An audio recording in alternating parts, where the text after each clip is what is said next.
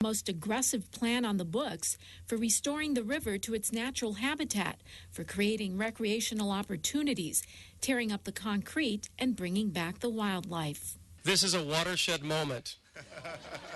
I thought that might get some laughs, but it is true.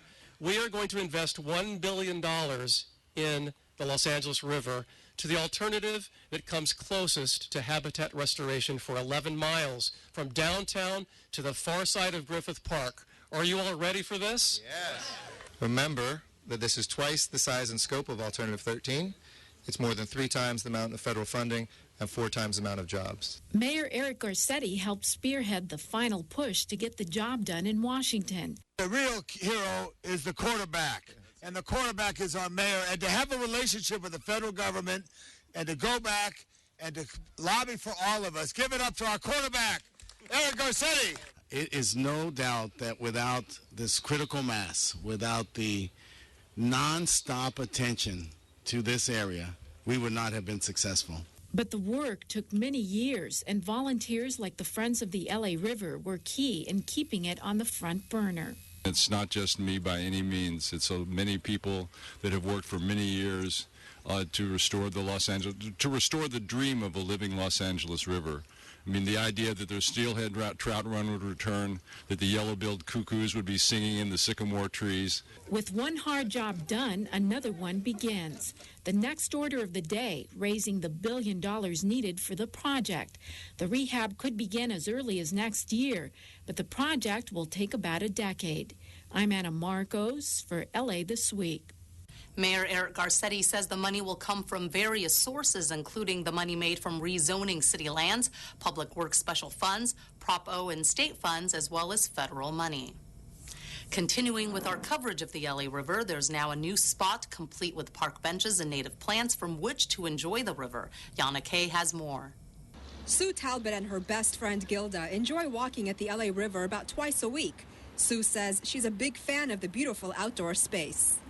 I love it. I can't believe that more people don't know it's here.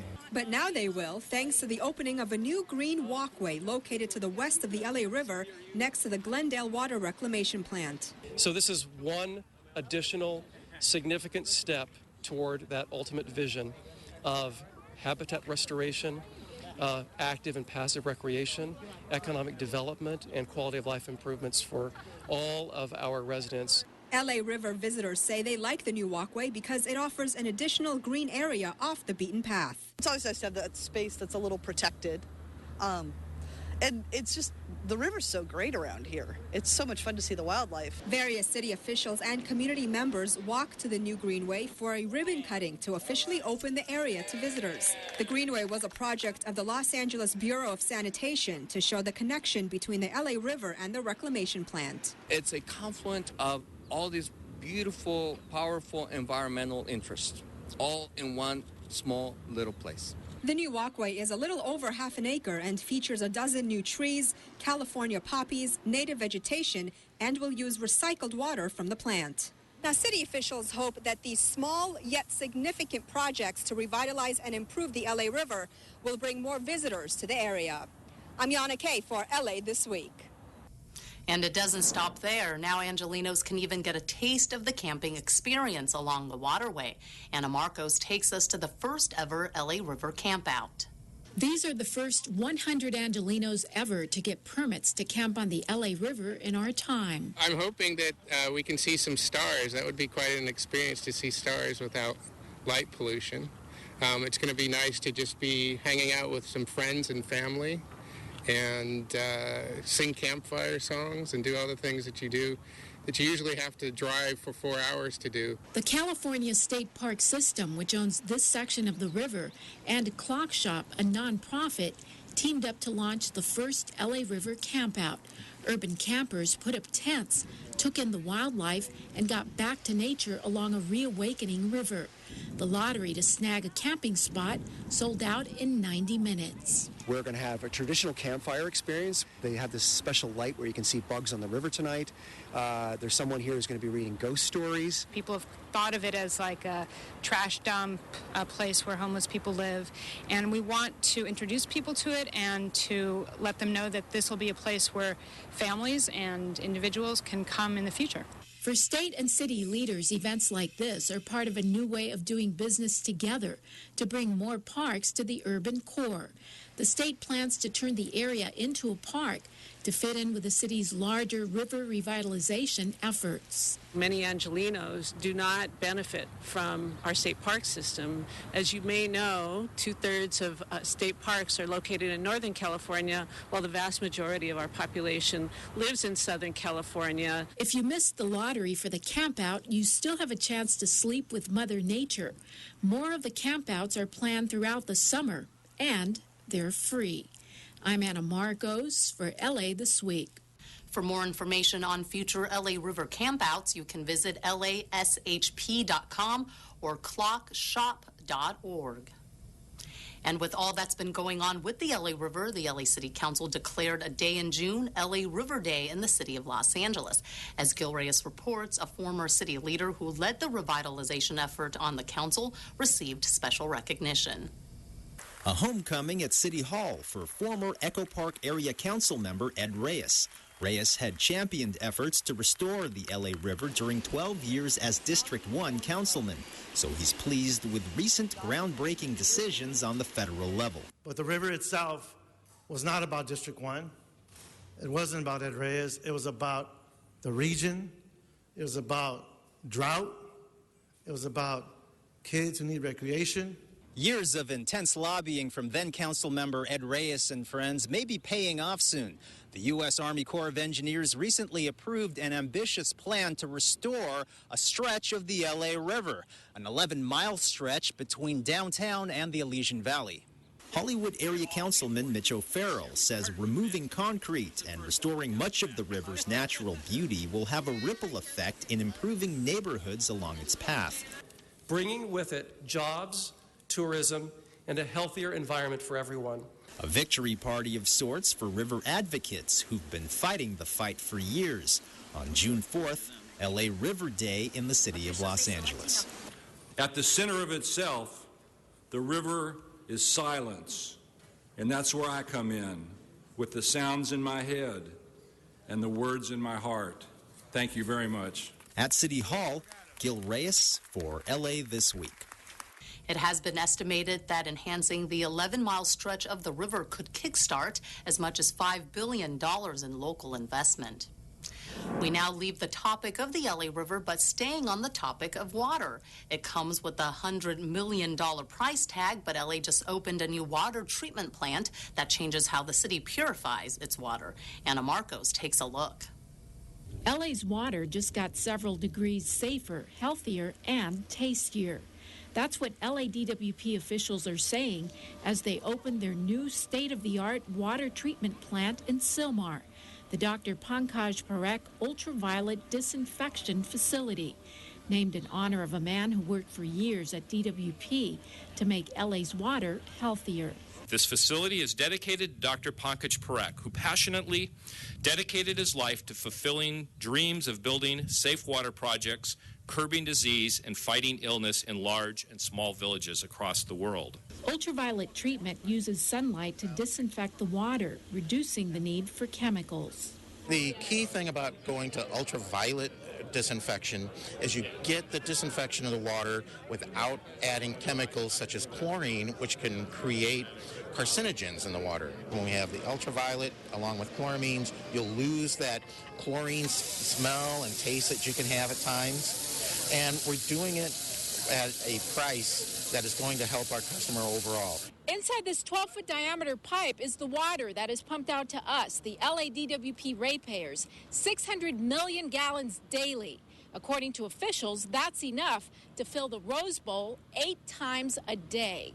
This project was delivered on time and $13 million under budget. This facility is just critical to our mission to ensure that Angelenos have a clean, reliable, cost-effective source of water for the ratepayers. DWP officials say the water coming out of your tap is now so tasty, safe, and healthy, you might want to throw out your bottled water.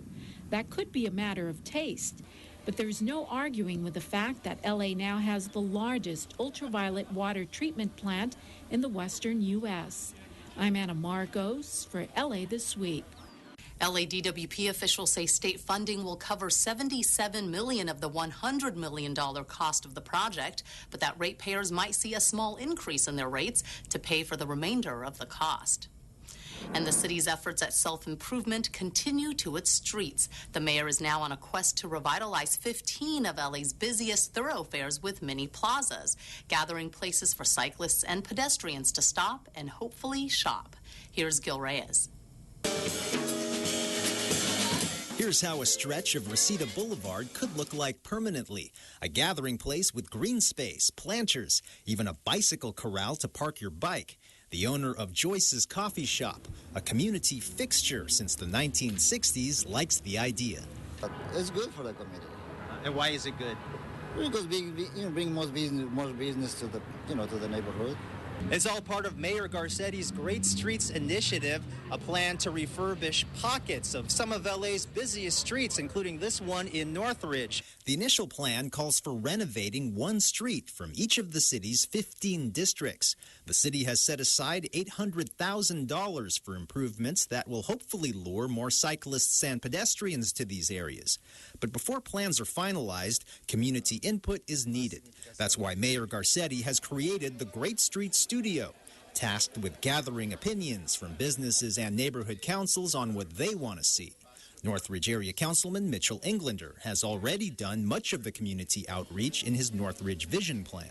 This is the look and feel we want for the community. We want more cycling, more pedestrian parkways, more outdoor features. Mayor Garcetti also envisions more of these mini plazas extended at crosswalks for beautification and safety. Some of our longest crosswalks are very difficult for our seniors to cross. By the time the timing, we've even seen some bad accidents. You can bump out a little bit, and make it a shorter distance to cross. And guess what? Then you can put some tables out there. Just one of many considerations during the planning stages. In Northridge, Gil Reyes for LA This Week. A list of all 15 streets slated for improvements can be found at lamayor.org.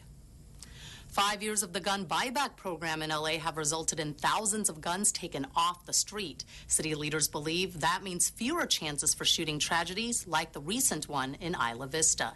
Anna Marcos reports. An undercover detective shows off one of the almost 1,000 guns that LAPD officers recovered in the city's latest gun buyback program. You can be pretty darn sure that collectively, these guns together, one of them would have resulted in a tragedy that we prevented. We always get assault weapons. We always get guns that have been modified, sawed-off shotguns. We've got bazookas. We've gotten rocket launchers, bazookas. In the last 5 years, the city has recovered close to 13,000 guns. Residents voluntarily hand in their weapons. In exchange, they get a Ralph's gift card. Assault weapons bring in as much as $200. This is a particularly dangerous weapon in that. Yeah, sure. In that this is easily concealable under a coat or under a jacket, and converts into an assault weapon. City officials say LA saw more than 1,600 shootings in 2008. 5 years later, in 2013, it was less than 1,000 shootings.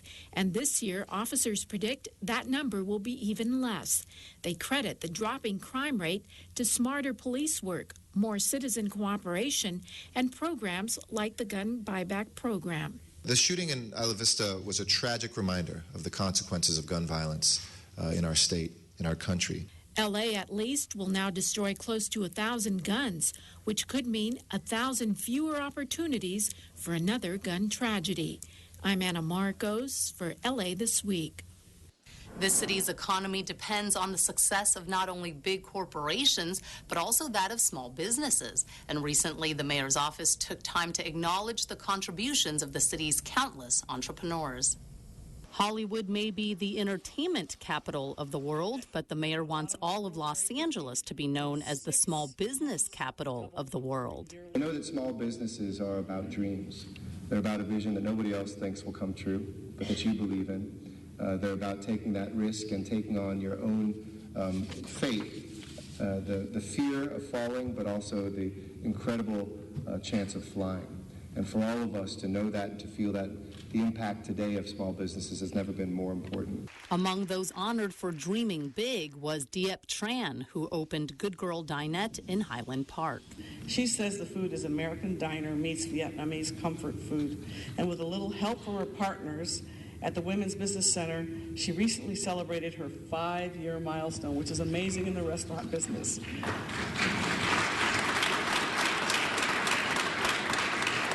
And at the Small Business Week event held at City Hall honoring the city's entrepreneurs, Mayor Eric Garcetti acknowledged the city needs to make Los Angeles an even more hospitable place for small businesses.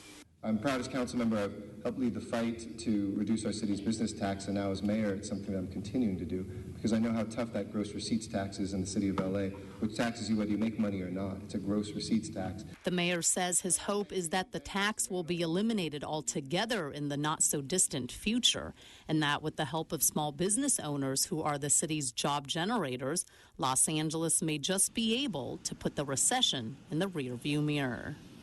The mayor also gave a pitch to the gathering of business owners to offer paid positions to the over 85,000 young people who have already signed up for the mayor's Summer of Success program in search of employment.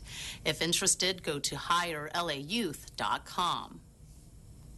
The first openly gay player in the NBA is among the honorees at a special ceremony at City Hall. Gil Reyes reports from LGBT Heritage Month celebrations.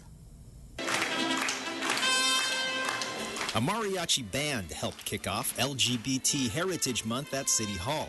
Among the honorees, a center for the NBA's Brooklyn Nets and Harvard Westlake High School graduate Jason Collins. Collins is the first openly gay male athlete in major American sports. I hope that my actions will make it easier for the next person to come out. I'm really looking forward to the future when it isn't a big deal, but we're not there yet. By being out, proud, and secure in who you are, you have helped make it okay for other professional major league athletes in the traditionally macho environment to be more accepting while paving the way for other LGBT athletes to come out. The ceremony honored rabbis Lisa Edwards and Denise Egger and recognized activist Carlos Sosa for his work with homeless youth. City leaders thanked the honorees for their service and for helping to make the LGBT community increasingly accepted. There literally is not enough time to thank everyone who helped build the movement. I started being involved by not being involved. I saw some friends who were badly mistreated by their high school classmates. It says to kids that your sexual orientation need never be a barrier to achievement. And we welcome all who wish to be who they are. For a list of LGBT heritage events throughout the month, log on to culturela.org. At City Hall, Gil Reyes for LA This Week. Another honoree was former LA City Clerk June Lagmay. She's the founding co-chair of Asian Pacific Lesbian and Gays, set to be the first Asian American LGBT organization. Los Angeles praised for being a leader in cutting power plant pollution. Pink the Pelican returns to nature after recovering from a brutal injury, and zoo admission goes up. These stories and more in City Beat. The U.S. Environmental Protection Agency has announced it will significantly cut power plant pollution around the country and says Los Angeles is already stepping up to meet the proposed standards. In response, the mayor called the limiting of carbon pollution from power plants a plus on multiple fronts. This isn't just good for the environment. This isn't just good for our earth. It isn't just good for the resilience of our city. It's good for jobs. We've become the green jobs capital of the nation. Mayor Eric Garcetti also gave credit to the Los Angeles Department of Water and Power for being a leader in moving off coal toward renewable energy sources. The Los Angeles City Council has approved raising the admission fee at the Los Angeles Zoo by $1, starting next month. The increase will put adult admissions at $19 and children 2 to 14 at $14. Senior rates, which apply to those 62 years and over, will go up to $16. While the impact of the increase on zoo-goers was a concern, the biggest impact on the public is how that zoo looks and feels and works. We want to make sure that when folks go to the Los Angeles Zoo, that it is a premier facility. The city last raised zoo admission fees in 2013, also by $1. The latest increase was approved as part of the 2014-2015 city budget. Councilman Joe Buscaino joined International Bird Rescue, or IBR, earlier in the month at White Point Park in San Pedro to release Pink, the pelican. Some of these photos provided by IBR may be disturbing to viewers. Pink, an adult California brown pelican who made national headlines after being found with a near-severed throat pouch caused by an unknown assailant, has made a remarkable recovery at IBR's Los Angeles Center. Pink's mutilated pouch rendered it unable to feed, and he was extremely thin and unable to fly when Long Beach Animal Care Services found it nearly 2 months ago. Pink underwent 2 surgeries to repair his pouch. The kids are having a blast climbing the jungle gym at the new Devonshire Arleta Park. The 2-acre site is the 22nd park to open as part of the Department of Recreation and Parks' 50 Parks initiative, a plan to get more green space in LA's urban areas. Some of the features: separate play areas for younger and older kids and ADA accessible areas. This place was empty, nothing. It was dirt like a desert. It was bad. Yeah, right now it's nice. The park also boasts smart irrigation and other energy-efficient features. Jump in. The city's pools have opened for the summer swim season, and one of the city's most popular pool facilities may give local beaches a run for their money.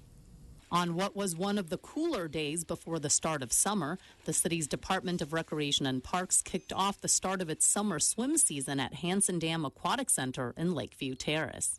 Youth 17 and younger get in free. Adults are charged $2.50. Everybody is welcome. You have to have proper swim attire to come. And we ask that those that are under the age of 7, for every child, they must be accompanied by an adult.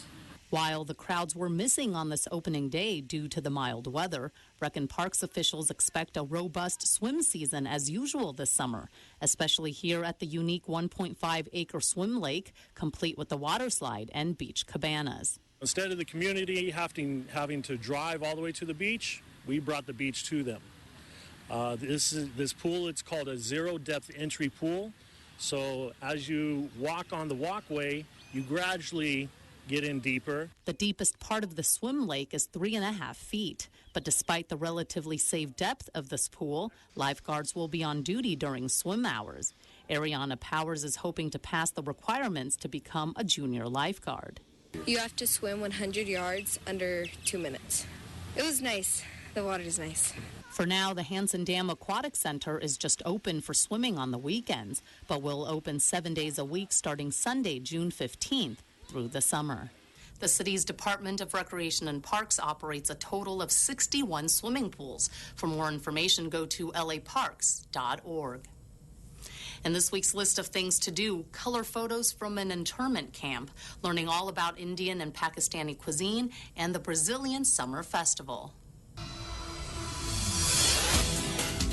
Currently on exhibit now through August 31st at the Japanese American National Museum is Colors of Confinement, rare Kodachrome photographs of Japanese American incarceration in World War II. Colors of Confinement presents 18 rare Kodachrome photographs taken by Bill Mondo during his incarceration at the Heart Mountain Internment Camp in Wyoming in 1943 and 1944. While others were shooting in black and white, Mambo was ahead of his time, shooting in Kodachrome, a technology then in its infancy. The images are a paradox, vibrant, gorgeous photographs of a bleak historical episode. The Japanese American National Museum is located at 100 North Central Avenue in Little Tokyo. Go to janm.org for details. On Saturday, June 14th, the culinary historians of Southern California will present India and Pakistan, divided by borders, united by taste, at the Mark Taper Auditorium of the Downtown Central Library located at 630 West 5th Street. Prem Kishore of India and Farhana Sahibzada of Pakistan will team up at the June 14th talk for a conversation on the cuisines of the two adjoining countries and some of the historical events that shaped those cuisines. The talk starts at 10:30 a.m. A reception with themed refreshments will follow the talk at around 11:30. Call 323-663-5407 for more details. And on this Father's Day, Sunday, June 15th, why not celebrate the fathers in your life by attending the 21st Annual Brazilian Summer Festival at the Ford Amphitheater at 2580 Cahuenga Boulevard East in Hollywood, starting at 5 p.m. The special event celebrates the opening weekend of the 2014 FIFA World Cup, taking place in Brazil from June 12th through July 15th. The festival will feature live bands, DJs spinning Brazilian dance hits, and soccer-themed entertainment, dancing, and costumes. More info can be found at fordamphitheater.org. And that's a look at some upcoming things to do. And in This Week in Tweets, we have a few highlights from this week's Twitter, Instagram, or Facebook posts from city leaders. Here's a photo posted on Mayor Garcetti's personal Instagram account of him with NBA player Jason Collins, who was honored by the city during its LGBT Heritage Month celebrations. And if something looks amiss, it's because the mayor got up on a chair in order to tower over Collins. The mayor even lamented his height with the funny hashtag, 6 feet ain't what it used to be. Meanwhile, Councilman Joe Buscaino posted to Twitter and Facebook this photo of him helping to release Pink the Pelican back to the wild. And with this being graduation season, Councilman Mitch O'Farrell posted this fun selfie from the Hollywood Bowl where he gave the keynote speech to the 2014 graduating class of Hollywood High School. And that's going to do it for this edition. Thanks for joining us. I'm Ellen Chang. A reminder that you could catch us online at lacityview.org. You can also follow and like us on Facebook. We'll see you back here next week for more of LA This Week.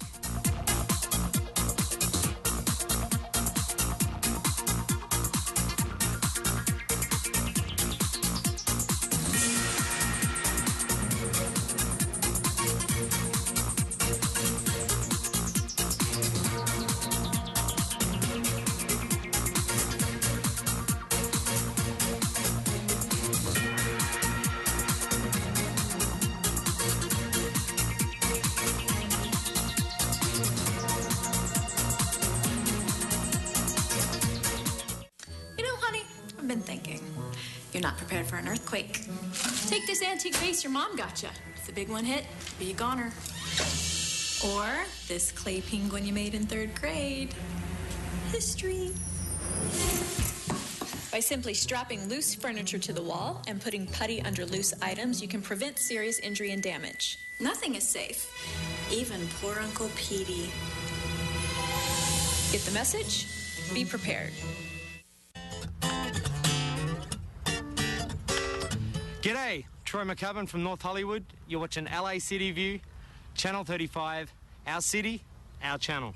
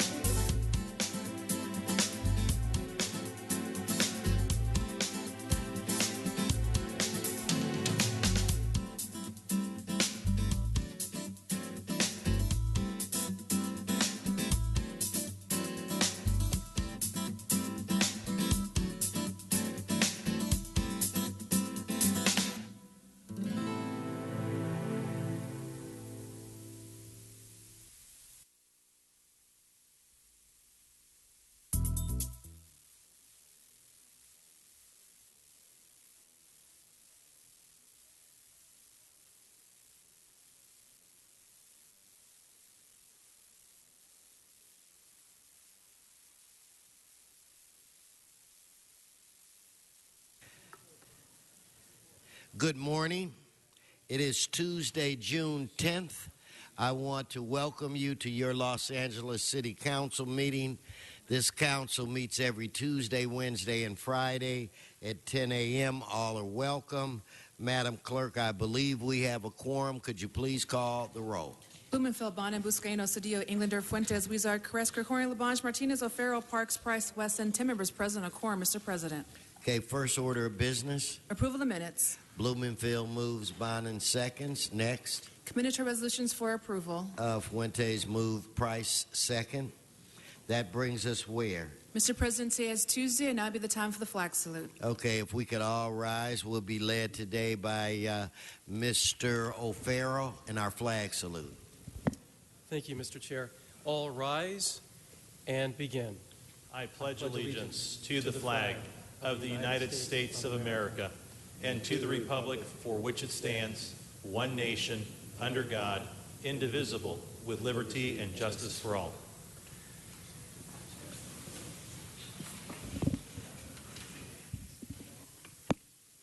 Let's run through, Madam Clerk, let's run through the agenda.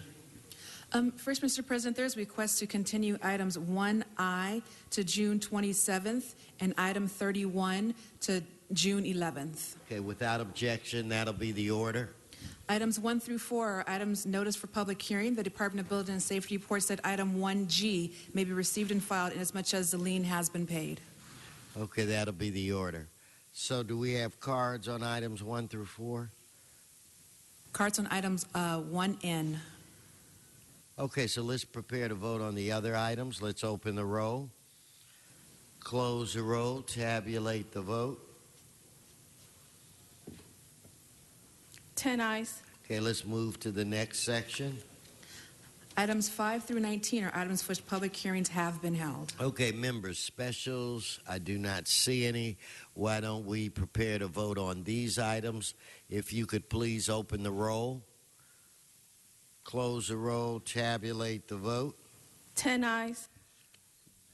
And Mr. President, there's a request to send item 19 forthwith. Without objection. Let's move on to the next area.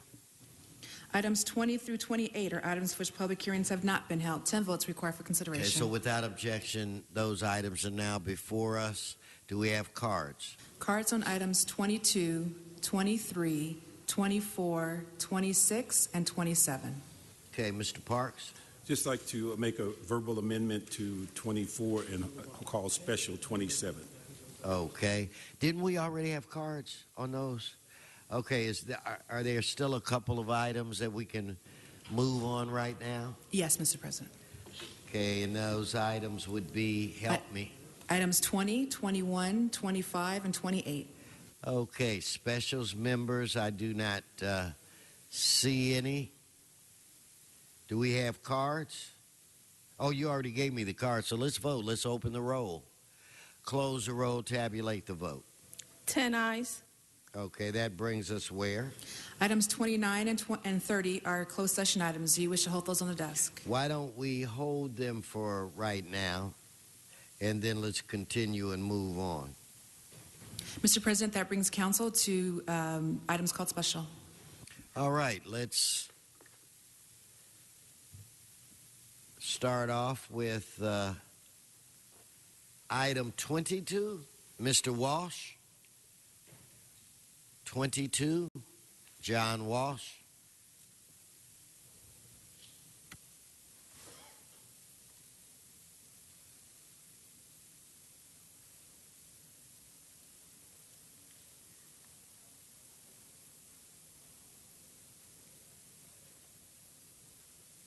John Walsh, blogging at HollywoodHighlands.org, or J. Walsh Confidential, or tweeting at Hollywood Dems. This concerns post-release supervised persons. It's a grant award. Well, I don't envy the LAPD the job of supervising people who have got released from jail. Generally, when someone shoots up the neighborhood, that person isn't a virgin. That person has a record a mile long and is out on post-release. We all know that. This is the most dangerous city in America as far as getting shot down or run over by somebody in post-release. I don't blame the LAPD because they don't have the money to do it. But I just want everybody out there in America to realize this city is out of control. HollywoodHighlands.org. Okay, no members on the queue. Let's prepare to vote on this item. Let's open the roll, close the roll, tabulate the vote. 10 ayes. We'll go to item 26, Mr. Walsh. Item 26.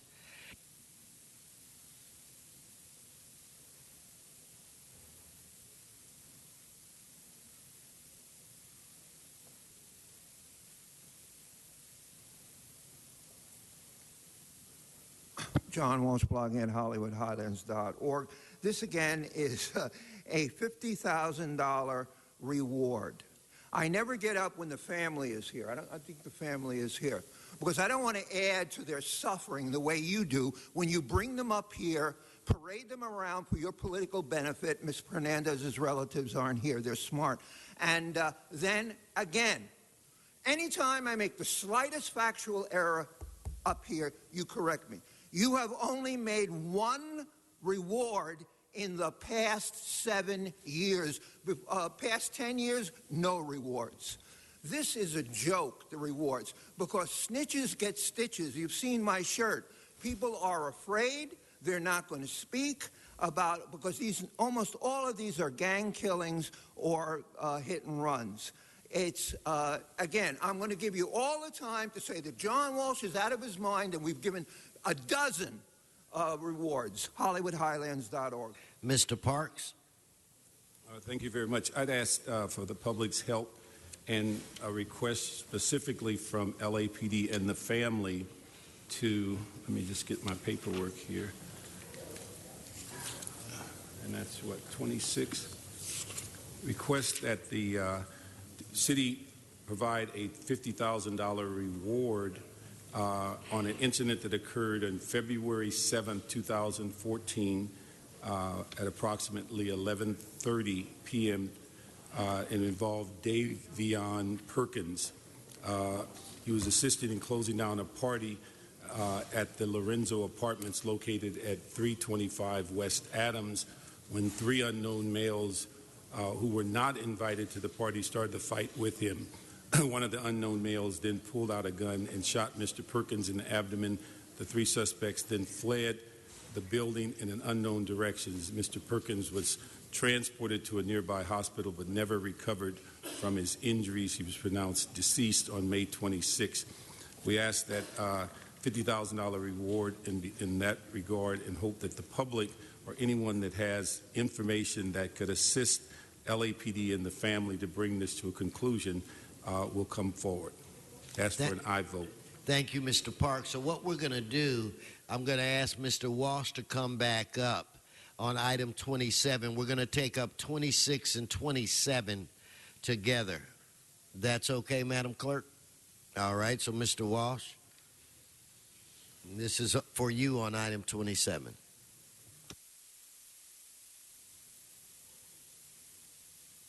John Walsh, blogging at HollywoodHighlands.org. I worked for a quarter of a century in South L.A. In fact, one of the gangs even has a nickname for me. They have a nickname. They call me the professor because they've seen me teaching as a substitute at their schools. First of all, you got to realize the fact that this man was murdered has nothing to do. He probably was not a member of the gang. Let me tell you what happened. He went to a party that someone asked him to. At any big party there's bound to be at least one or two people who are members of the gangs. Another gang, they don't worry, the gangs, because they know they're not going to get caught. But they don't want you to know what's happened. And I'm telling it to the white people because anyone who lives in those neighborhoods knows what happened. There was some sort of beef, and it's always about drug money. That's why people are killed. Not about colors, they're wearing, about drug money.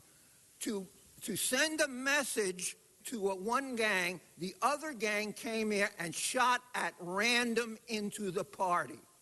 Okay, that's how it worked. Mr. Perkins, unfortunately, was the one who got, there probably were more shots, but he's the only one who got killed. Remember, this city is out of control. Come here and get shot to death in the streets.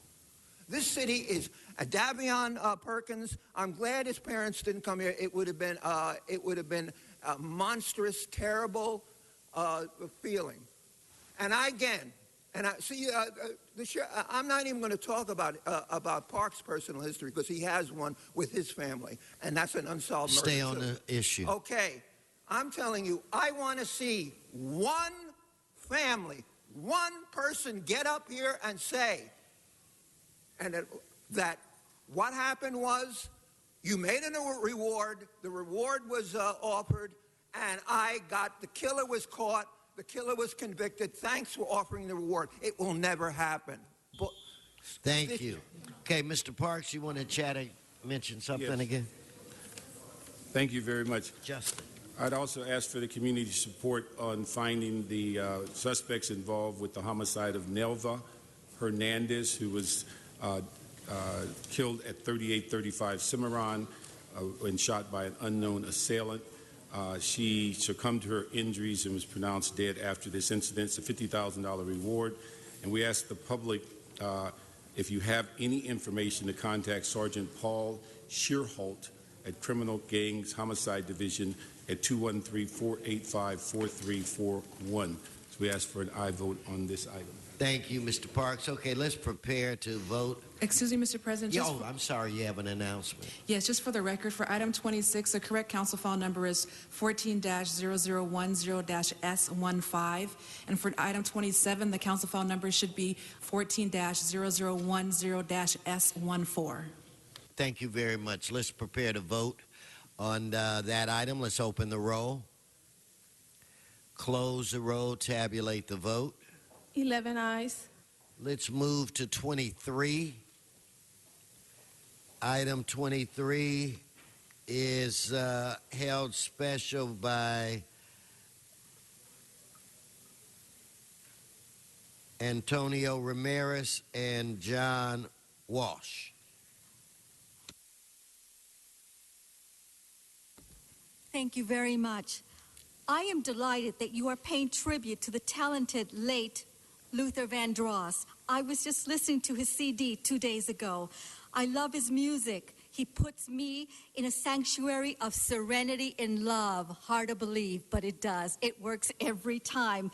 He's got such an innocence in his face. He's got that bubbly and that love, the suaveness of love, like he's the expert of love, sincerity and genuine love. And that's what's so beautiful about his CD. And every time I listen to his music, he makes me happy and full of joy.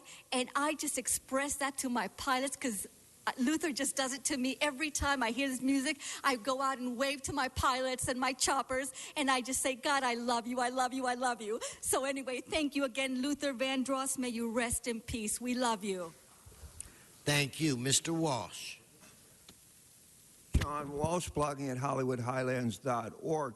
The first time I set foot on Hollywood Walk of Fame, 1976, when I was living in Westwood, let me tell you, it is out, it is torn apart, it's falling apart, people are tripping, you're paying them off for the accidents. It is garbage, and you are paying. This is a state agency. This is a state trust that's running this.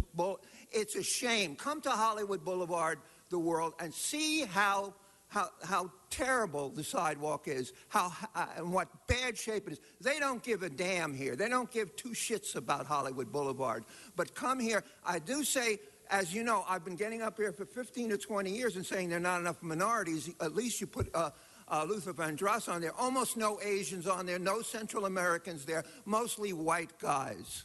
And not enough gay people on the sidewalk either. Not that they give a damn, HollywoodHighlands.org. Okay, thank you. Your time's up. Okay, let's prepare to vote. Let's open the roll. Close the roll, tabulate the vote. 11 ayes. Okay, 11 ayes. Mr. Parks, you ready to take up 24? I think you called that one special. Do we need a moment? Oh, no. I'm fine. Mr. Parks. Yes. Thank you very much. I'd ask that we've had a long history of dealing with massage parlors. Unfortunately, a bill, SB 731, came forward that removed local control in addressing massage parlors. Fortunately, there was a sunset clause, and that clause is about to expire, and it looks as though the state legislature is not going to extend it.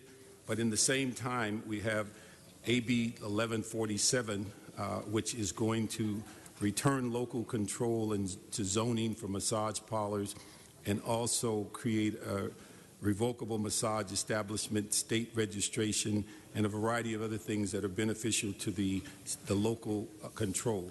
I'd ask that we have an aye vote on supporting AB 1147, but I'd ask that we add one amendment, which is that we eliminate the phrase in this legislation that prohibits local jurisdiction from prohibiting against locked doors in a registered massage establishment, and that certainly would prohibit and eliminate enforcement activity. So I'd ask that we approve it with that amendment. Thank you, Mr. Parks. I have 3 cards on the item, though, so if I could get Jim McQuiston. Big Jim, are you here? And is there Christine, and I can't pronounce the last name, it begins with a K. Please come forward. And does Mr. Walsh still have time? Okay, so the 2 of you, starting with Mr. McQuiston. Excuse me, Mr. President, before Mr. McQuiston speaks, is there a second to Mr. Parks' motion? I second it. Okay. Jim McQuiston. I do support Mr. Parks' amendment. I think it is necessary, and otherwise, I certainly encourage an aye vote. Yes, please come forward. Kirsten Kolpitke with the League of California Cities. We are very appreciative of the council bringing this issue forward. We're supportive of AB 1147. We believe it's a step in the right direction in terms of returning local land use controls to be able to address the issue of illicit massage establishments. And really it's because of council members that are here, council member Huizar, who's had issues in his area that have brought this issue to our attention as well. And so we're appreciative of this issue and ask for your support. Thank you. Okay, so let's prepare to vote on this item. Let's open the roll, close the roll, tabulate the vote. 11 ayes. It's adopted as amended. Okay, now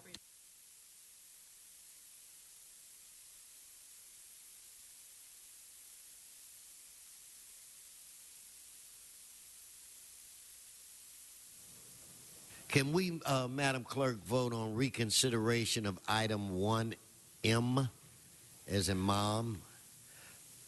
Let's open the roll, close the roll, tabulate the vote. 11 ayes. So do we have a Chris Bondurant? Please come forward. And if I could get building and safety, if I can get you guys to come forward as well. Go ahead, sir. Sir, we have documents for the council.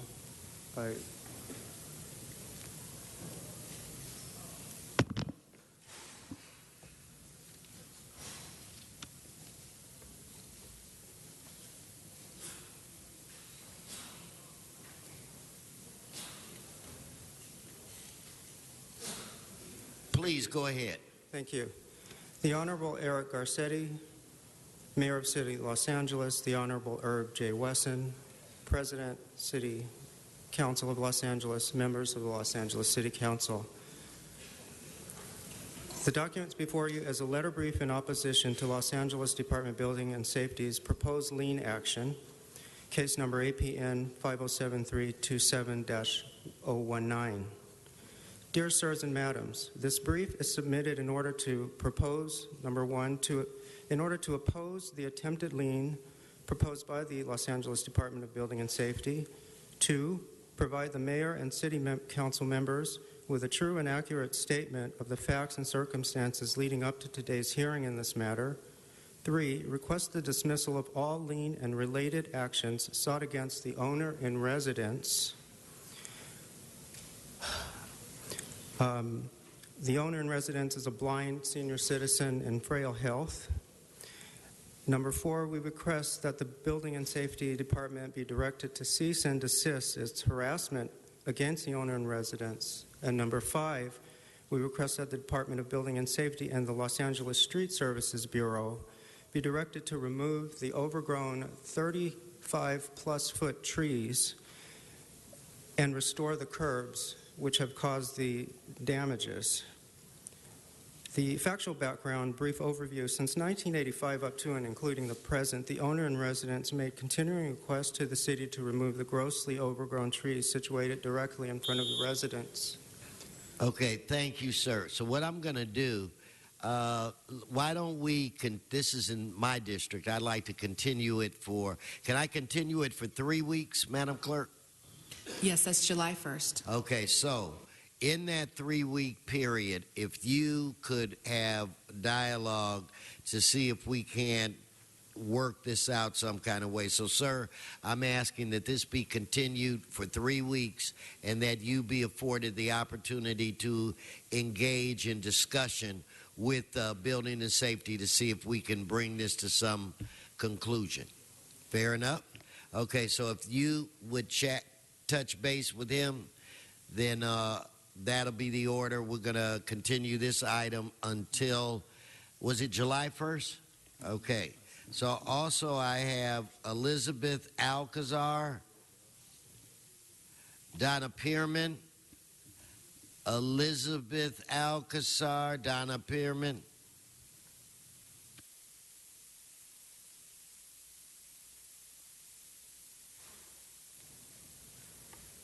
Good morning. Good morning. My name is Elizabeth Alcazar. I'm here on the property. Thank you. On the property 7106 South Broadway. I believe this is like my 4th time here. I've been contacting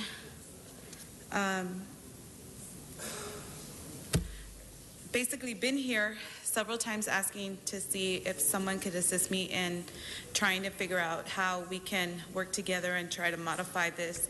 This is way too much money for my family, financial hardship. I'm not here to disclose all our personal hard times, but basically, I did speak to someone yesterday. They told me I would be in touch with someone within 2 weeks, and just yesterday I received a phone call trying to figure out if, in fact, we can do something. I'm only requesting to see if we can lower this lien. It is a hardship, and like I said before, I didn't receive any paperwork. It looks like the address that was in file is not the correct address. So therefore, I just wish that we can come together and try to work something out. The sooner I can do this, the better I think we could all move on, my family as well as the city with other major problems that they have. So I would appreciate if I could talk to someone today. Thank you. Okay, thank you. So a representative from Council District 9. Miss, you're walking away you're too fast for me. Okay, a representative from Council District 9 will meet you over at the ropes. We're going to continue your item as well for 3 weeks, so it will be back before this council on July 1. Thank you. Okay, and if I could get the representative from Council District 9, I think I see him, to go to my right. Donna Pearman. I want to say real quickly that I think this is way too much money you have on liens. It's over $43,000 all on liens, especially this one for $10,745. You're just milking trying to get all the money from the middle class and poor people to have way too much liens. Certainly you can try to find money elsewhere and try to come with resolutions for every one of them. That's wrong. Too many liens. Thank you. Okay, that concludes comment on this item. Let's prepare to, So without objection, that'll be the order. Mr. Labange for a quick announcement. Ladies and gentlemen, Mr. President, I'm proud to present you Arturo Macias, who's a specialist in our office, in our community beautification. He's a proud graduate of Thomas Jefferson High School, and he's going to go to UC Santa Cruz and do a great job. And we wanted to salute him. Give Arturo a big hand. Great job. How'd you get the job? You just walked in? Say something. Well, first and foremost, I want to say thank you for the councilman for giving me the opportunity to work for your officer. But also a shout out to Ben. I actually met Ben when I was campaigning for David Roberts in District 9. And but you salute Curran Price. Labange, you may want to help him out. They're going to get you.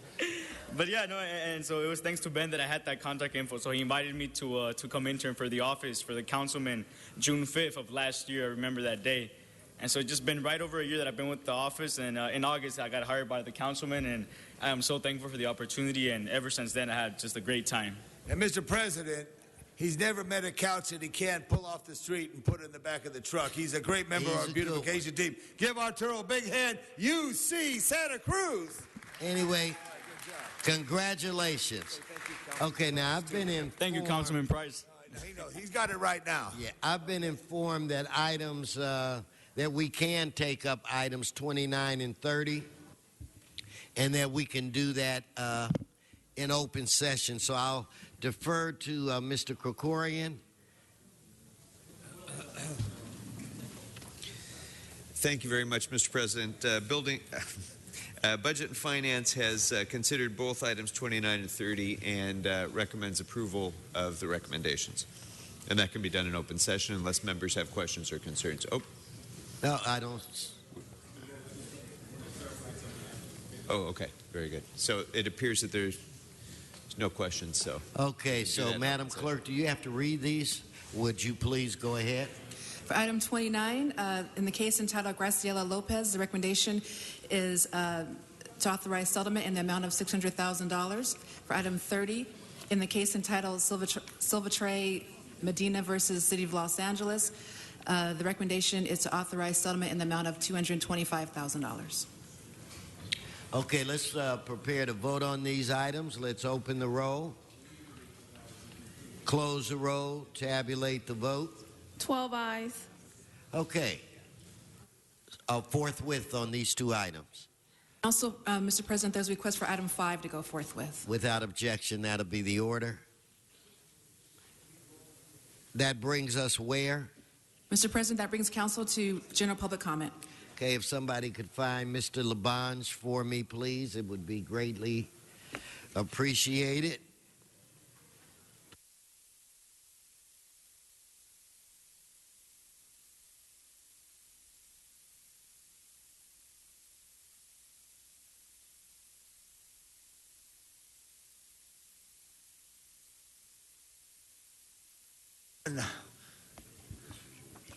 Javier Rodriguez. Javier Rodriguez. All right, we'll see. You're done. You're done. Nice shoes. Good morning. My name is Javier Rodriguez. I am a longtime resident of Boyle Heights. Been living there since 1956. I'm also part of the Rodriguez family, founders of La Serenata de Garibaldi restaurant. And I'm here to convey quickly that, like Chavez Ravine, Boyle Heights has a major public urination problem.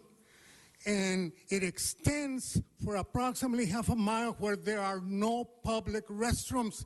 And the heart of the problem is La Plaza del Mariachi Plaza, where the metro station is, where hundreds of mariachis hang out, and they do not have public restrooms. So the urination takes place in the parking lots, the fences, by the cars, by the vans. It's a health problem. And our illustrious councilman has is totally out of touch with the issue, as well as the issue of violence there on that same corner, where every week there are shootings. There are shootings. Major weapons are being used by the First Street gang there. And again, our councilman does nothing. On October 8th of last year, a young man was shot to death there. Just a few days ago, shots were fired at 12:30 in the morning, and this is every week. We are putting you on notice that a campaign is beginning to inform you, to ask you to intervene. Thank you for your comment. Donna Perriman, please. Donna Perriman.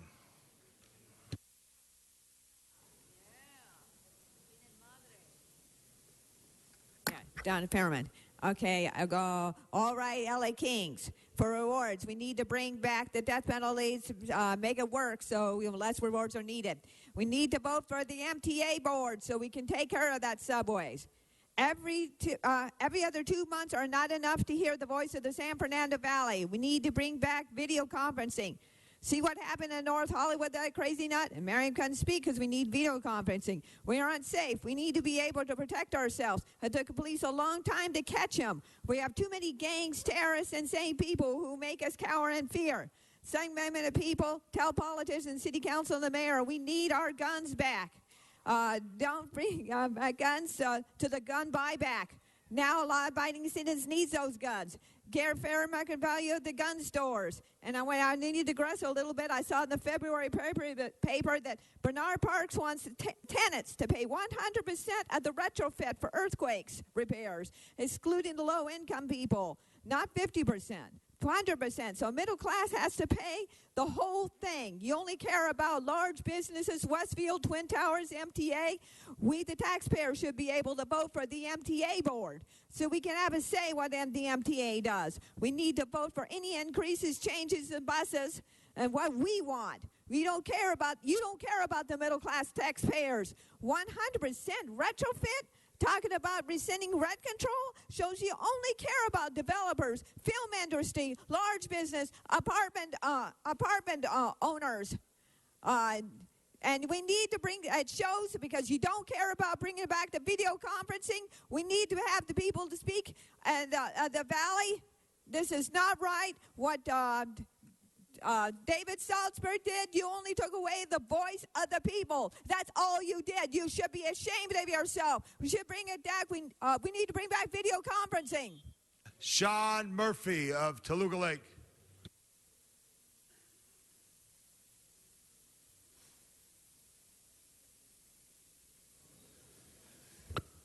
Yes, good morning.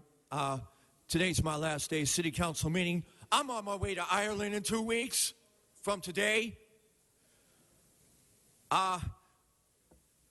we need to keep our parks open, our libraries open. I'm inviting my fans to come out to LAX Tuesday morning at 6 a.m. to watch me get on the plane to Ireland. I'm going to be gone through the 4th. Wish me luck. Pray for me that I get to my homeland safely. The choir's going to go to Ireland. We're performing there. We're going to be on a tour to Ireland through the 4th of July.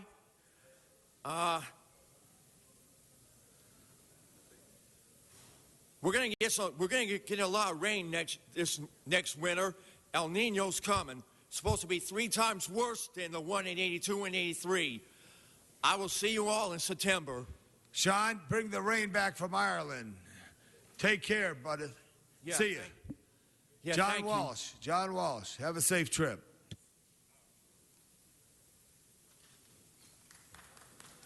John Walsh, blogging at HollywoodHighlands.org. Betty Yee has increased her lead this morning over John Perez. An analysis of the uncounted votes show that she is going to be running, she's going to be in the top 2. Perez is going to be sitting right over here the way I pointed at him. He's finished. I look at it this way. If I was Villaraigosa's first cousin, I would have been running, okay? That was all 400 pounds out of the way. He has lost the race. As far as the gentleman came up here and talked about the crime at East 1st Street and how his city councilman doesn't do anything on this agenda, we just awarded another liquor license to 339 East 1st Street. If you live west of La Brea, they're not going to flood you with liquor licenses because you're a Jew like me, or you're a middle-class person. But if you live on the other side, you're in terrible, terrible condition. Mitch Englander, the woman who has accused him of sexual harassment, the judge said yesterday that she must release her name. So we're interested in finding out who Mitch Englander was feeling up in his office, and we will find out the name of that person very soon. On election night, Leland Yee. Let me tell you why people voted for Leland Yee. I had a website that said vote for Leland Yee. He's going to end up with 400,000 votes, an alleged gun runner. Why? Because Chinese people, this is what the Times saying, Chinese people are so stupid they want a corrupt person in there, and white people are so stupid they don't know the difference between Betty Lee and Leland Yee. They don't know the difference between a male and a female name. That we did it to show you the contempt we have for this system, because Leland Yee as a gun runner isn't much better than the rest of you. HollywoodHighlands.org. Antonio Ramirez. This is a matter of principle. The following unethical pandering pussies and the lazy-ass West Los Angeles Police Department officers and detectives are Sergeant Duke, J. Abbott or Abbott, Sergeant Walker, Lieutenant Canales, the butt kisser, lick it boy and lick it good, and Officers Kirkland, Barone, A. Bone, K. McCarthy, Mark Durrell, Chris Ragsdale, Detective L. Smith, Detective Keith Thomas, Detective White, and Detective Maston. Fire, arrest, and sanction them with no pension benefits. Return that money to the taxpayers or the general fund, for they have committed outright theft and obstruction of justice against law-abiding tenants and or victims living at the Wilshire Marquee, an unsafe, loud noise, and a criminal drug-infested high-rise building located at 10535 Wilshire Boulevard, Los Angeles, California, 90024. The West Los Angeles Police Department have been criminally negligent and willfully reckless in denying protection and safety to all law-abiding tenants and victims. They have been non-responsive to victims of crimes. They refuse to give a valid and legal police report. They refuse to investigate any and all crimes on all suspects. They refuse to assess the damages. They refuse to troubleshoot crimes for any possible leads or resolutions. They refuse to investigate if any audio-video spywares exist in the victim's tenant's home when the home was burglarized and or vandalized. They refuse to serve a call when it's for the same crimes which they fail to address or cure. They refuse to cite or arrest the criminals who continuously and systematically commit crimes against the tenants or victims. They refuse to arrest the full-service African pathological liar employees when they say no one lives in the unit 704 and or when unit... No, thank you very much. Jose Martinez.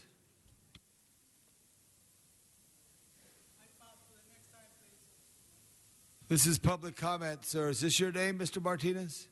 Come and speak now. You want to pass? You're going to pass. Thank you so much. Bill Watkins.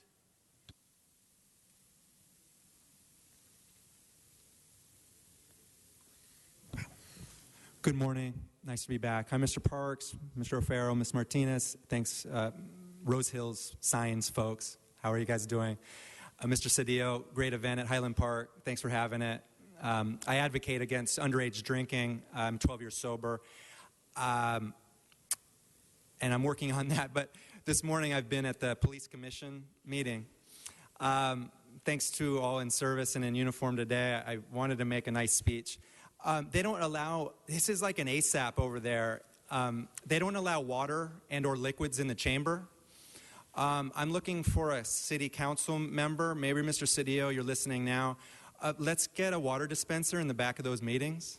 Let's work on something. Their issue, I think, is security on having liquids in there. I had 8 points I wanted to bring to a public comment over there just now. But when I went in 3 weeks ago to make some comments, and I had a nice time there, sort of, I went in with a slight cold, and I came out with a 12-day fever. I came out with a flu. It's a health hazard not to give public speakers the ability to drink water. So I love the LAPD, and I want to work for you guys and with you guys. I want to get you more money and resources. I want to work on so many things. I can't go to that meeting if you don't allow water in the chambers. So I'll write another email or be calling Mr. Cedillo and all you guys, and hopefully I'll talk to at least a rep. I'm willing to put in some service and some money towards this. I'm talking about a water dispenser in the back. Let's provide for the people who come in, the public, and not have the members of that board drinking coffee and being able to drink water while I'm trying to do a public comment and I'm dehydrated. What would Ben Franklin say? Try to take away his water while he made a speech. I think he'd be pretty funny, and he would hit you pretty hard. So, Mr. Krikorian, you're on my list too. I'll say hello to you soon. Thanks so much. Jose Luis, please, center mic. Thank you, Jose.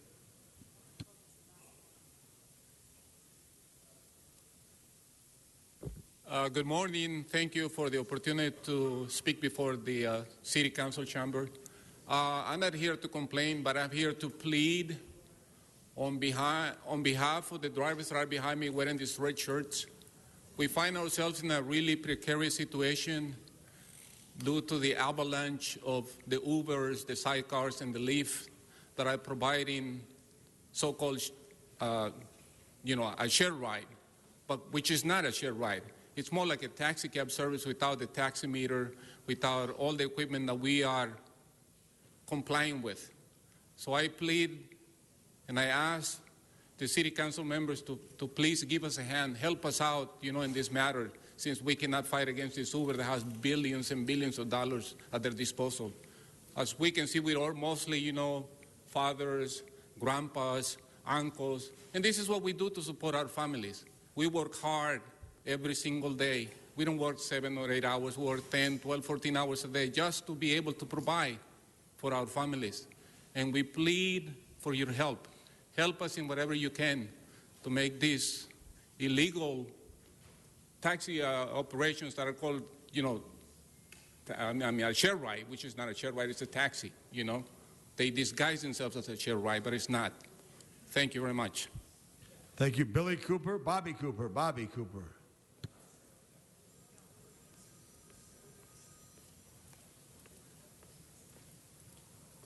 Yeah, it's Bobby Cooper. First thing I'd like to say, I don't like to come down here no more because I'm really ashamed of each and every one of you up there on City Council after I did my investigation with regards to my mother's death and her disappearance, wherein her body is still yet to come up, or where she died or whatever, any type of information on her I haven't been able to get because of your Los Angeles police officers and sheriffs out of Riverside County who robbed our house, stole everything we owned, I'm here today because I'm living in a Pathway shelter, which used to be another home when they changed their name, taking money from me, insurance money, but what is that? The Social Security, 4 Social Security checks. I've been up here. I told you when I was staying in Longwood, I didn't have no business there. They was taking my money, taking my Social Security checks, assaulted me, using Medicare fraud as a catalyst to further their ambitions in their nursing homes situation. Listen, I'm here to speak to the United States government, the Federal Bureau of Investigation. I would suggest that you come to where I'm staying, and you'll see what I'm talking about. They've got doctors in there trying to cover up Medicare fraud, got their snitches. They got convicts in there threatening me and assaulting me. They've tore up 3, 4 computers, laptops. I can't do anything. They don't allow me due process of law. Now, you tell me. They stopped me from going in the FBI building. Hey, I'm an American citizen. You understand? And I know who's behind this, but I'll get to that later. I need the United States government to come in here and put a check on these people because they're spending millions of dollars over in here just to discredit me and my business. They've taken my business. I don't know where my wife is, or jewelry that we had. They're just thieves. Martin McKeon.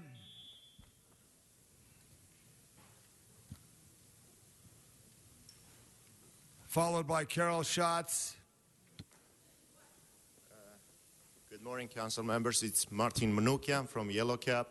Thank you all the council members, especially Mr. Koretz and Mr. Cedillo for today's earlier comments, as well as Paul Gregorian, Bernard Park, and everyone else that you back up our issues all the time. Hopefully, later on, you'll all support the resolution AB 612 from Adrian Nazarian, which is going to cover drug tests, background check, commercial insurance. So why we are here against Uber, of course, this is what we are basically fighting for, unfair competition. Nobody tracks down how many cars are on the road today from Uber, Sidecar, and Lyft, and everyone else, while we know every single cab within 9 franchise companies. And they create pollution, they create a lot of our problems, traffic, perhaps extra accidents and all that. There is no borderline for them, while we do have that. And there is no identification of the cars, and nobody can recognize whether that's an Uber car or anything else. So, of course, media rate. We are here to urge you, of course, it's not your decision, but perhaps consider when the right time comes for the rules and regulations that we have against our industry. They have to play same fair game for themselves as well. And thank you again, and hopefully you can support our resolution. Thank you. I want to say this name correctly, Aydin Hawk. Forgive me for the...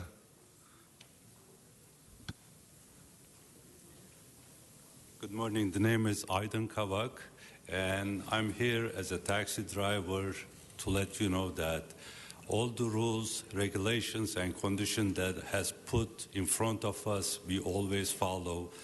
But these new technology bandit companies, that's what I'm going to call them, they have gotten a permission from somewhere, not within the city, so they don't have to follow any rules.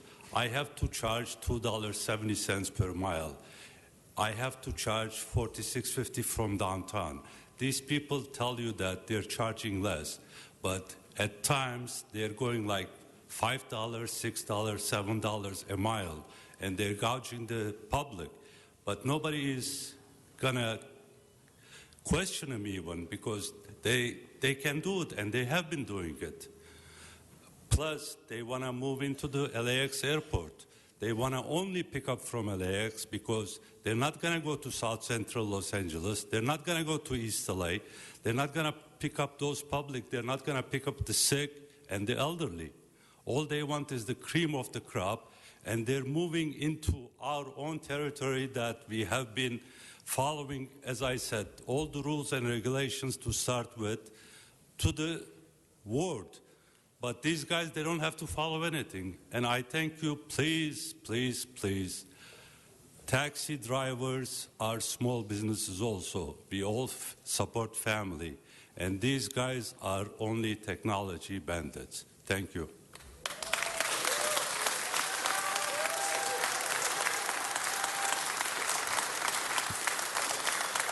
All right, here we go right now. Stephen Manaski.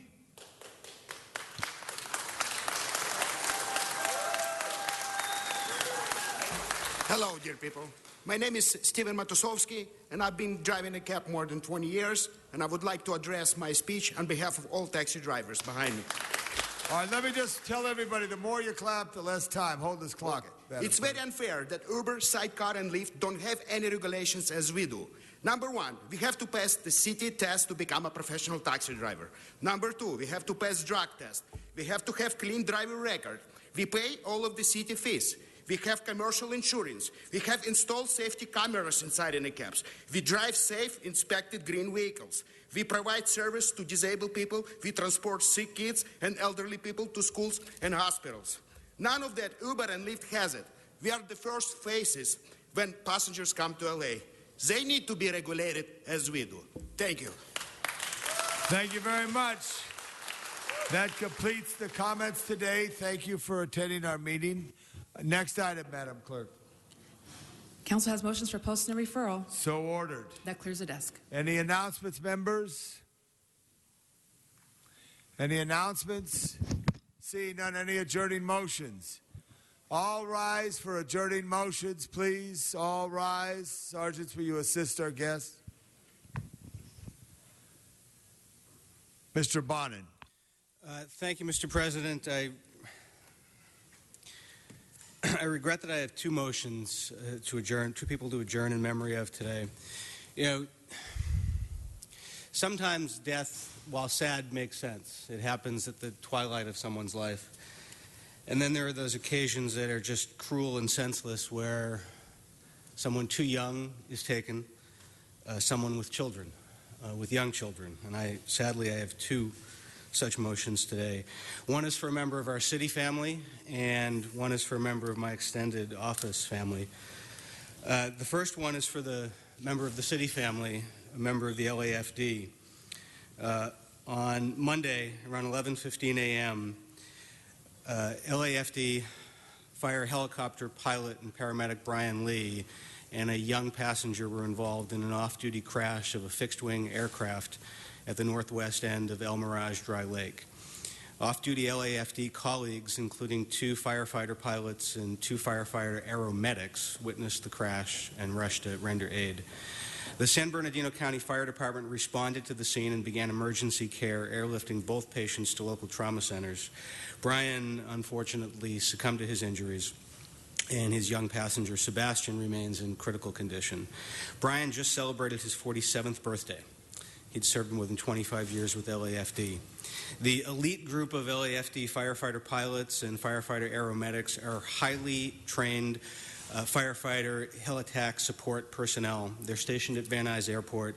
They're a very close-knit group, and this is understandably a tough loss for them all. Brian survived by his partner, Cheryl. They were together for 10 years. They have a 10-year-old son, Dakota, and two twin daughters, Chloe and Avery, who are about to turn 4 years old. He's also survived by his parents, Clayton Lee and Patricia Russell, along with his sister, Donna Marks, and his brother, Kenny Lee. Information regarding the services will be provided as it becomes available. Second person is a member of my office's extended family, the wife of someone who worked for me for a number of years in Mr. Rosenthal's office. Some of you may know her or her husband. Liz Tate, or Liz Smagala, is how many of you knew her. Her full name was Elizabeth Anna Smagala Tate. She lost her 13-month battle with breast cancer on Sunday at age 38. Liz was described by her friends as a force of nature. She had a wicked sense of humor. She had incredible charisma, a great sense of fun, and she had an enormous heart. She was the kind of person who touched everyone she knew, usually in a big and a deep and an indelible way. She was born in Krakow, Poland in 1975, in August of 1975. Some of her earliest memories included watching tanks roll down the streets, standing in bread lines, and watching her father, who was a solidarity leader, be dragged off to jail by the KGB. Her father was ultimately released on the condition that he either leave the country immediately or be publicly executed. Liz and the family moved to America in 1983, just before she turned 8, with only $40, and they managed to smuggle that out in a tube of toothpaste and in a ballpoint pen. It was summertime when she got here, so she began to learn English by watching Spider-Man cartoons and the TV show Dallas. They survived on welfare while her parents relearned and relearned their engineering degrees so they could practice the professions here that they practiced back in Poland. She went to UC Davis for college, and after that she moved to D.C., where she worked for Congressman Vic Fazio and Congressman John Baldacci of Maine, and then Gray Davis. She moved back to California in the year 2000 to attend law school at UCLA, and that's where she met her future husband, this gentle giant named Phil Tate. Liz and Phil became quickly inseparable, and I mean totally inseparable, and they married in 2007 in this beautiful ceremony in Marina del Rey. After graduating from law school, she worked for Jeffer Mengels and for Reed and Davidson, and then she eventually became an in-house counsel, was hired by one of her clients, Kilroy Realty, and it's a job that she leapt at taking and enjoyed thoroughly.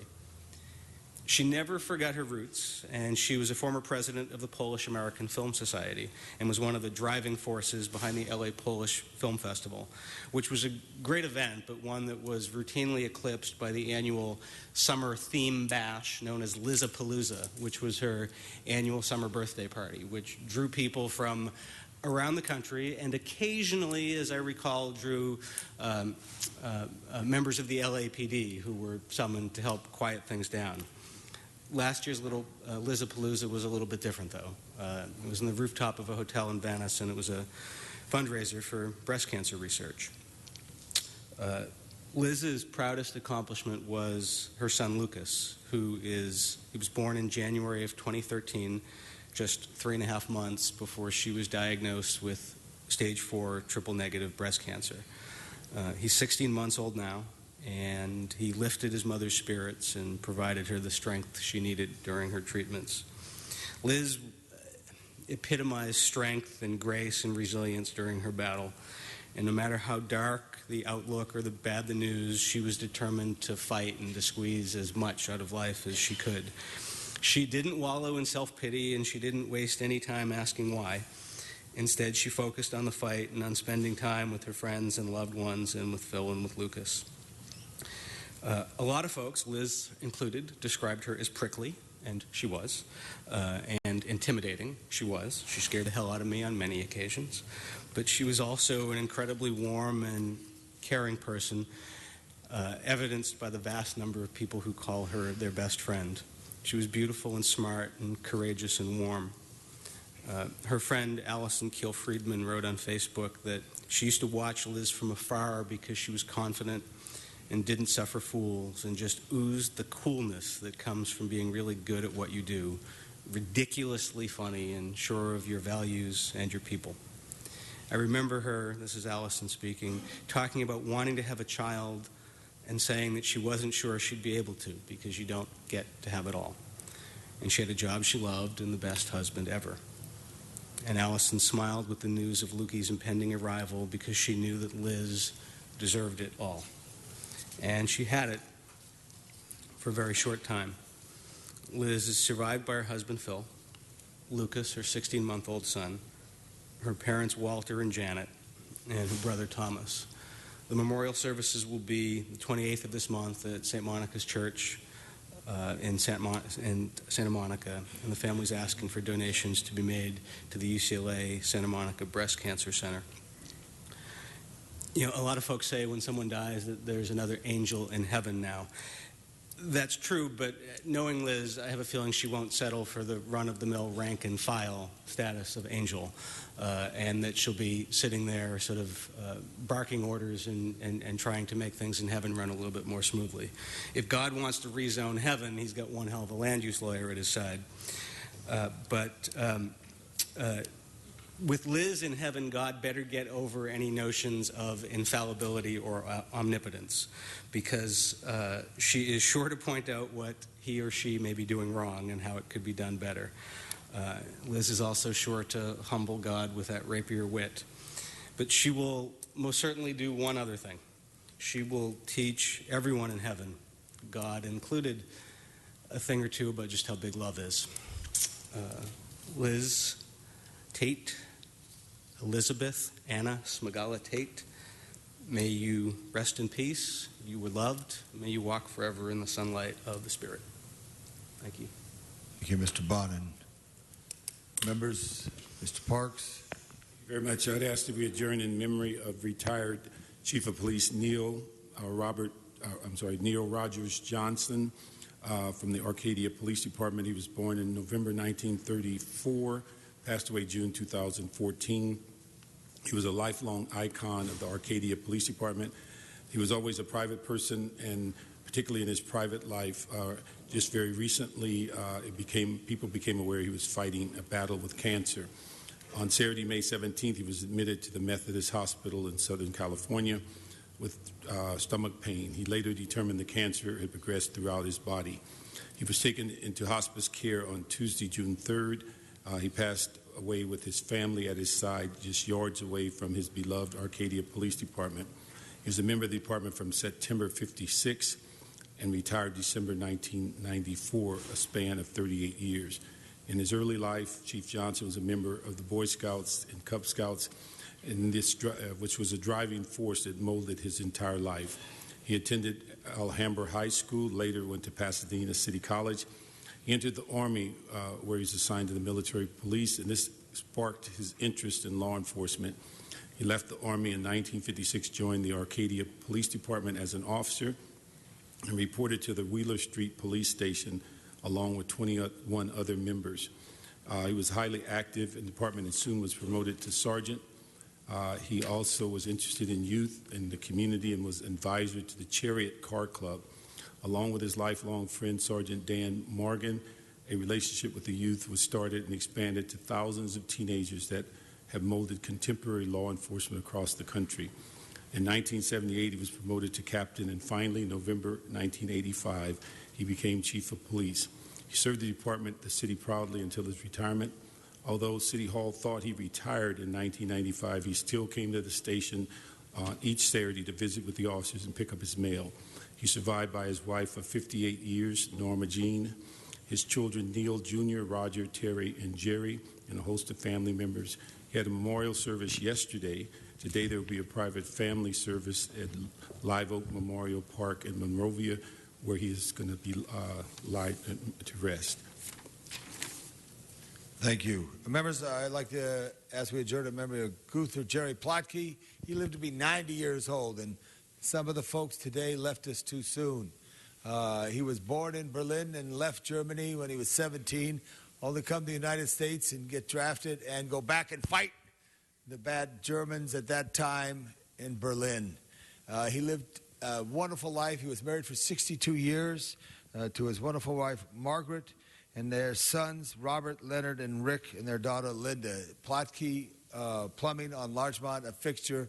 Jerry Plotke, a great man who gave much of his life to the Boy Scout troop in the area. May he rest in peace. And also, members, I do want to add to Brian Lee, the great pilot for the L.A. Fire Department, and the angels that they are. He's with the angels now. May he rest in peace. This concludes our meeting. I want to thank our guests for their reverence in this adjourning moment. This meeting is now adjourned. All members on these items, and go ahead and serve the city well. Thank you. This meeting is adjourned.